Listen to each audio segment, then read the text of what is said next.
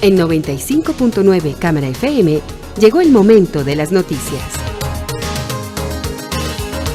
Con el patrocinio de Almacenes Éxito presentamos el Noticiero Económico Antioqueño. Información local, nacional e internacional a la altura de todas las cabezas. Noticiero Económico Antioqueño. Desde 1975 dice cómo marchan los negocios. Director J. Enrique Ríos.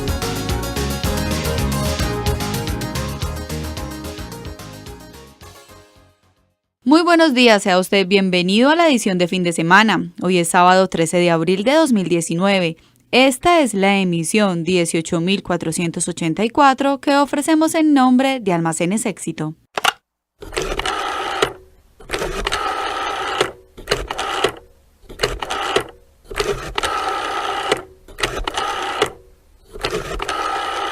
Tu éxito ya estaba ahí cuando marcar por teléfono tomaba una eternidad. Celebremos que estos 70 años son solo el comienzo. El IDEA es aliado de tu municipio. Juntos generamos progreso para Antioquia. Nuestro respaldo y solidez financiera te dan la confianza para ser nuestro aliado fiel. Los recursos que se invierten en el IDEA se reinvierten en el desarrollo de los municipios. Con el IDEA, Antioquia piensa en grande. Antioquia piensa en grande. El periodista Douglas Balbín Vázquez nos presenta al invitado de esta mañana. A los oyentes del Noticiero Económico Antioqueño, muy buenos días y bienvenidos a esta emisión. Es bien sabido que cada vez se habla con mucha fuerza de la cuarta revolución industrial y de todo lo que hasta el momento se puede visualizar sobre sus implicaciones, sobre las exigencias, sobre los retos para la educación, los retos para las empresas. Y a raíz de eso, hace unos días, a la salida de una asamblea de accionistas, le dije al doctor Ricardo Mejía Cano, que es consultor empresarial, fundador de Sala de Juntas, que si nos sentábamos a hablar de cuarta revolución industrial y lo que eso implicaba para las juntas directivas. ¿Y por qué juntas directivas? Porque mucho énfasis hace él en la importancia de las juntas, en la responsabilidad que tienen las juntas, en la no fácil misión de conformar una junta directiva para cualquier organización, y ese es un reto muy importante para los accionistas. Y entonces me aceptó y nos sentamos a hablar de lo que implica para una junta directiva esta cuarta revolución industrial. Doctor Ricardo, gracias por atenderme y empecemos por ahí. O sea, la pregunta general es, ¿cuáles son los retos que para las juntas directivas hoy implica esto que estamos viviendo y que hemos llamado cuarta revolución industrial? Bienvenido. Douglas, buenos días, muchas gracias por la invitación. Un tema pues apasionante sin duda alguna. Y empecemos con un par de ejemplos. En el Foro Económico de Davos del 2017, invitaron a unos 80 científicos a estudiar cómo sería el mundo 20 años después, o sea, en el 2037. Y lo que querían ellos era ver qué tecnologías, cómo va a vivir el mundo, etc.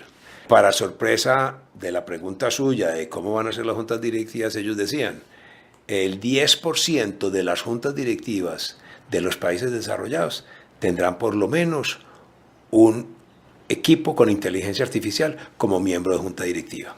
Y después de eso, que fue hace 2 años, les voy a poner un ejemplo concreto.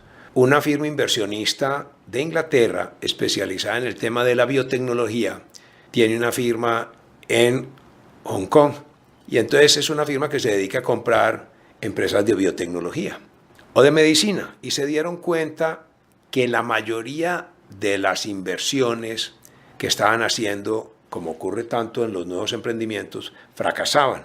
Entonces empezaron a buscar algoritmos para ver qué empresas o qué sectores eran de mejor posibilidad de inversión para rentabilidad futura. Reunieron un grupo de especialistas a nivel mundial con el fin de crear ese algoritmo y se encontraron que el sector que se dedicaba a la longevidad era donde más oportunidades de éxito había.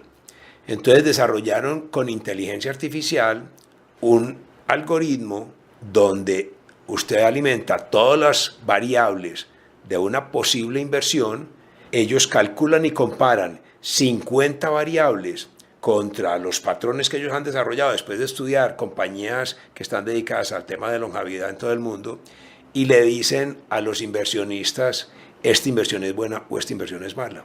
En este momento, todas las juntas directivas de esa compañía inversionista son con el robot con inteligencia artificial en la junta directiva. Entonces, con eso vemos para dónde ve el mundo. Porque con frecuencia decimos, no, la inteligencia artificial va a ser grave solo para los obreros y los operarios. Y no estoy tan seguro. Hay otro estudio para ponerlo bien claro lo que se está esperando. El British Medical Journal, que es tal vez una de las revistas científicas de medicina más consultadas en el mundo, hace unos 2 años contrató de nuevo un grupo de especialistas para ver cómo sería igualmente en 20 años la medicina. Cómo va a ser la medicina para ubicar a sus médicos, para dónde van los temas. Entonces, en los escenarios se plantearon 4 escenarios. Uno de los escenarios decía lo siguiente: en 20 años no vamos a necesitar tantos médicos, porque las operaciones las van a hacer por robot. Un médico puede maniobrar 2 o 3 robots al tiempo, opera. Entonces, la productividad de los médicos va a ser tan grande que posiblemente se van a necesitar menos médicos, pero sí muchos bioingenieros que saben programar el robot, que saben cómo se programa para cada operación, etc. Eso es lo que enfrentamos con la 4ª revolución industrial. Acercando eso, aproximando eso mucho al escenario colombiano, hoy, ¿qué se le recomendaría a una empresa o a un grupo de accionistas que tiene esa responsabilidad de delegar en una junta directiva las decisiones más importantes de la compañía? Digamos que, Douglas, la junta directiva tiene 2 funciones primordiales, que son escoger al gerente, que es una de sus funciones más importantes, donde una junta tiene un 60 o un 70% del éxito de una junta, es escoger bien al gerente. Y evaluarlo, ratificarlo o cambiarlo, pero tener un buen gerente. Pero el otro trabajo muy importante de la junta directiva es la estrategia. ¿Dónde quiero que mi empresa esté dentro de 5 o 10 años? Y digo 5 o 10 años porque planear a más de 10 años, salvo una hidroeléctrica o una empresa pues de servicios públicos sofisticada como sería la energía, una central térmica, son programas que hay que pensar con mucho tiempo. Pues la mayoría de las empresas tienen que pensar a 5 años o a 10 años. Yo diría 5 años la mayoría de las nuestras, porque no sabemos ni qué tecnología va a haber dentro de 10. Cuando uno piensa en eso, esa junta directiva tiene que hacerse 5 preguntas básicas, y es: ¿cuáles son sus aspiraciones como empresarios y con los accionistas? ¿Qué quieren de su empresa?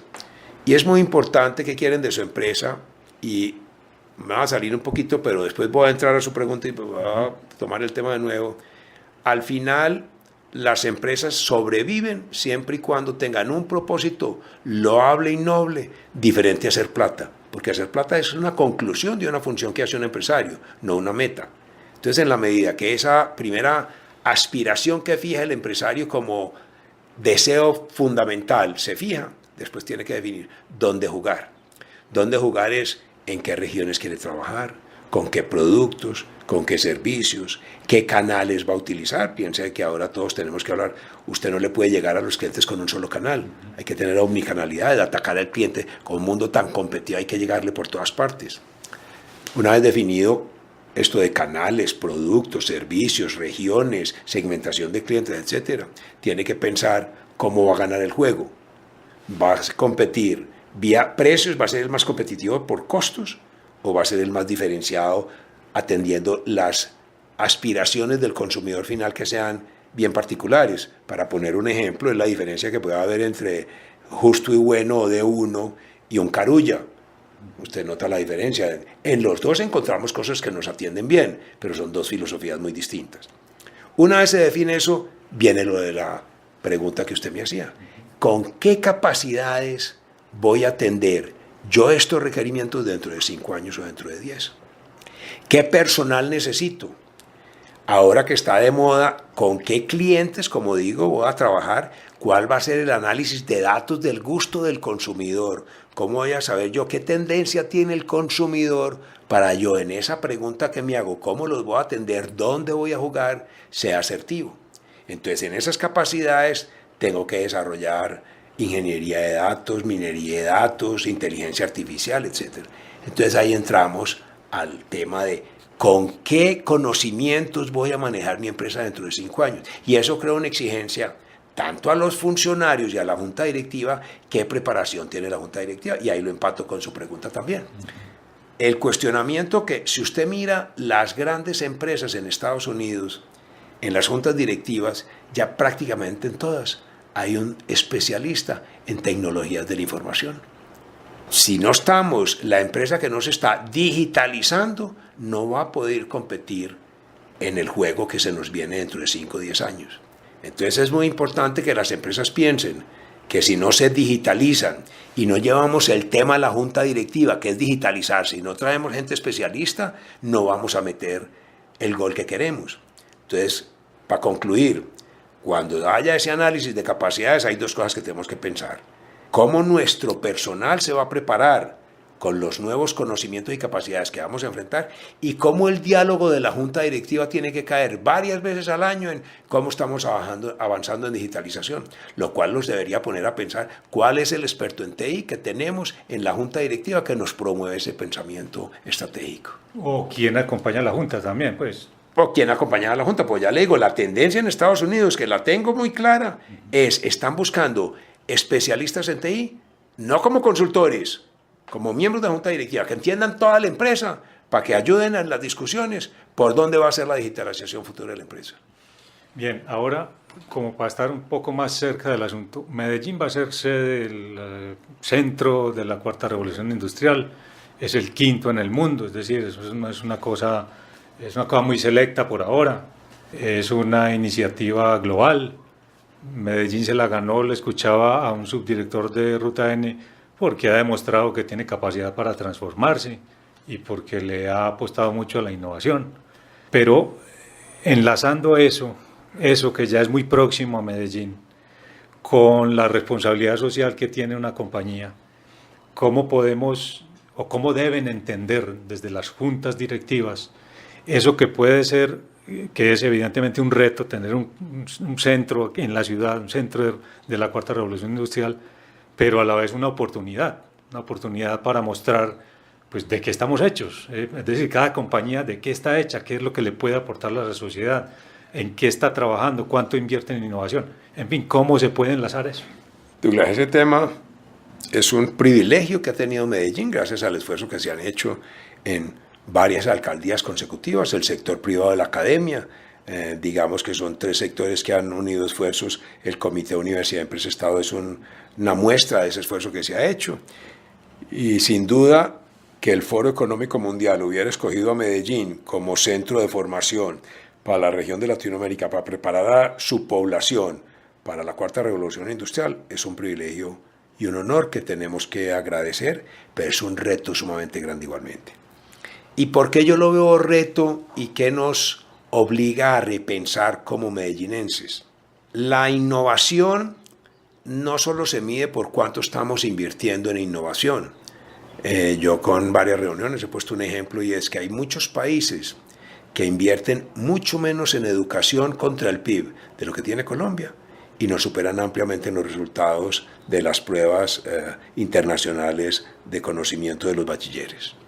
Entonces, yo más que preocuparme por cuánto estamos invirtiendo del PIB en innovación, me preocuparía cómo estamos formando a nuestros muchachos, porque innovación no es una cultura que se forma de un día para otro. Es, primero, lo que estamos hablando, si no hay bases suficientes para entender el mundo moderno, los retos digitales, y digitalización no es un fin, es un medio. Entonces, si no tenemos capacidad de entender todo esto, donde las matemáticas juegan un papel fundamental, ciencias juegan un papel fundamental, con lo que viene y con lo que estamos hablando de medicina y biología, pues conocimientos de anatomía se vuelven fundamentales. Nuestros muchachos de bachillerato en el sector público están saliendo con condiciones muy deficientes en formación. El país está discutiendo y llevamos la presión de la universidad pública, ha sido muy exitosa y han logrado concientizar al país de que hay que dedicarle más presupuesto a la universidad pública. Este gobierno entendió ese clamor y hizo las reformas del caso, pero la educación primaria y secundaria no la estamos reformando. Y si no formamos buenos bachilleres, no vamos a tener buenos profesionales. Y si usted mira que la deserción universitaria en promedio en Colombia está entre el 45 y 50%, cuando usted pregunta a la gente dice es por motivos económicos. Cuando esto estudia en detalle y le hace suma al tema, es porque el tipo no aguantó cálculo, porque la mayoría de los grandes retiros es en el primer año de estudio, donde se dan cuenta que cálculo, matemáticas, ciencias, física no están a la altura y tienen que dejar la carrera. Entonces, si nosotros queremos verdaderamente ser responsables y ser capaces de estar a la altura de ese reto que nos llegó, de ser los pioneros en la formación, para que seamos un ejemplo para Latinoamérica, cómo prepararnos para la cuarta revolución industrial, si no reformamos la educación primaria y secundaria y no trabajamos con la formación de los maestros.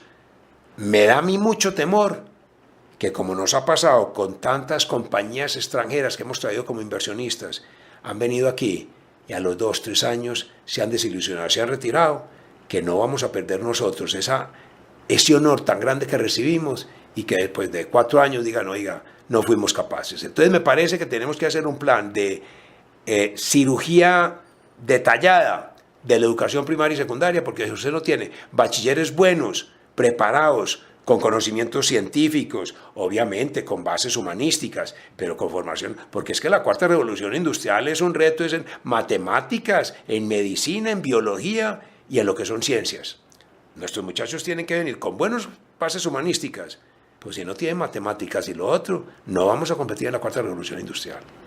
Eso es un reto que yo creo que nosotros tenemos. Y estamos hablando de una ciudad, quizá la que más tiene la capacidad de invertir en educación. Sin duda, sin duda. Pero si usted mira los últimos 13, 14 años, con todo el esfuerzo que hemos hecho en educación, y Medellín y Antioquia, no mejoramos, no estamos por encima del promedio nacional. Si usted mira los resultados de ICFES, Medellín, Antioquia versus Colombia, no estamos por encima del promedio, de ninguna manera.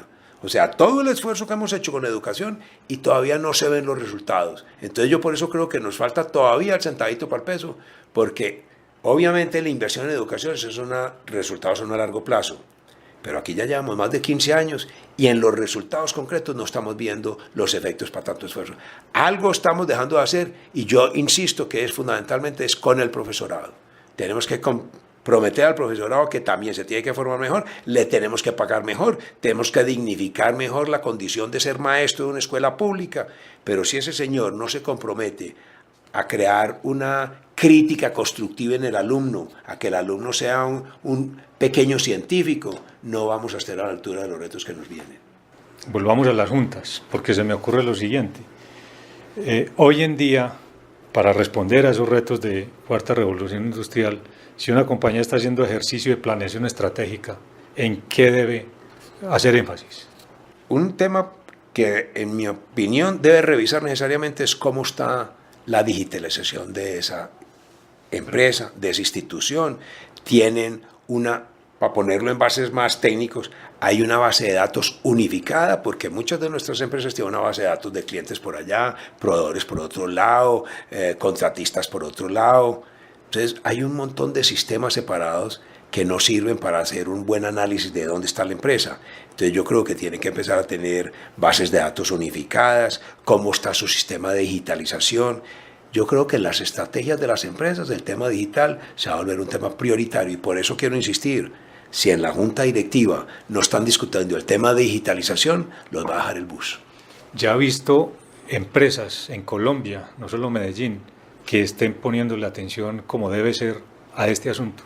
Cada vez más. O sea, si usted mira las empresas, digamos que las empresas grandes, las grandes empresas del país, ya están, digamos, en un nivel de digitalización bastante actualizado. Pero si miramos empresas de 50, 70 mil millones de facturación a 500 mil millones de facturación, yo veo que hay un número enorme de empresas ahí que están en las juntas hablando de digitalización, qué ERP tenemos, cómo vamos a tener toda nuestra información digitalizada, cómo vamos a poder hacer análisis de datos para ver cuál es la tendencia del consumidor, cómo tenemos segmentado a los consumidores dentro de nuestra base de datos. Eso va a ser definitivo, porque si al final uno como empresario no está pensando en cómo va a satisfacer mejor al cliente, estamos haciendo mala tarea. Y enlacemos esto, además, doctor Ricardo, con tal vez la mayor macrotendencia global hoy en día, que es sostenibilidad. Bueno, es un tema que cuando hablaba de aspiraciones, cuando yo estoy pensando como empresario y decía, tengo que fijar mis deseos a 5 años, cómo va a impactar la sociedad, y que no sea hacer dinero, porque hacer dinero no engancha al grupo humano de una compañía. Ninguna persona que esté vinculada, los accionistas seguramente sí, y los principales directivos sí, porque están motivados con unos sistemas de bonos, pero si usted va a los mandos medios y a la base de una compañía, a ellos no tienen ningún interés, ellos no los engancha de que los dueños sean más ricos o menos ricos, a ellos sí los engancha que están trabajando en una compañía con responsabilidad social, que trabaja por una mejor sociedad, que quiere que el entorno sea cada vez mejor, que se preocupa por el medio ambiente y por la sostenibilidad. Entonces, cuando fijamos las aspiraciones de las empresas, esa junta directiva que está hablando de las aspiraciones, si no tiene en cuenta los temas del medio ambiente, está también fuera de foco. Y por último, ¿cómo ve el escenario en Colombia, normativo, legislativo, ¿sí? Para propiciar, para facilitar que las empresas se matriculen pronto en estas tendencias y respondan a estos retos de los que hemos venido hablando? Douglas, esa pregunta sí me deja preocupado y le voy a explicar por qué. Porque yo veo al sector público mucho más atrasado, y se lo voy a poner en este sentido.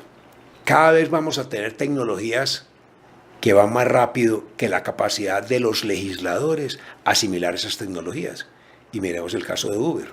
Uber es una propuesta que, como propuesta, y voy a ser muy claro, yo estaba estudiando a Uber como gobierno corporativo y tiene una cultura nefasta, donde su fundador ya fue retirado del mando de la empresa porque su meta era hacer dinero a toda costa, y venía y violentaba la cultura de los municipios, etc. Y eso lo están teniendo que reevaluar en Uber. Pero también tenemos que ser conscientes de que es una plataforma tecnológica que revoluciona el transporte de tal manera y con una conveniencia tan grande para el usuario, que aún sin el legislativo local ser capaz de adaptarse a esa tecnología, el usuario la está utilizando.